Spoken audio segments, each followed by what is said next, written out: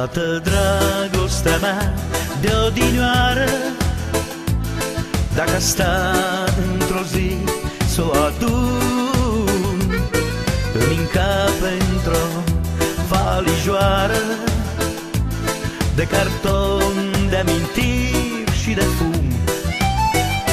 Văd amurgul ce tainic se arată peste oameni cu umbre subțiri, și mai vreau să prind trenul odată, să mai fiu călător de iubiri.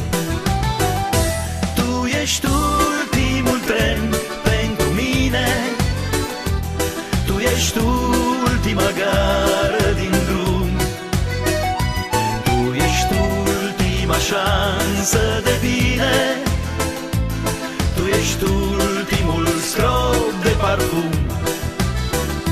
Clipa trece și nu mai revine, tinerețea nu-i doar un refren.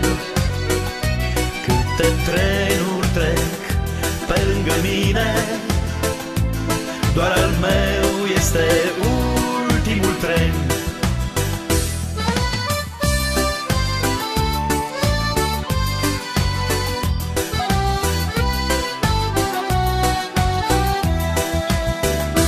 N-am iubit niciun vis ca pe tine, n-am gândit niciun gând mai frumos, și în gara cu firme străine tu ești licărul meu luminos.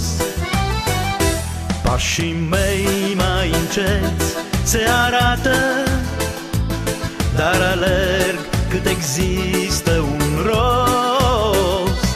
Să prind trenul e ultima dată, vreau să fiu călător cum am fost.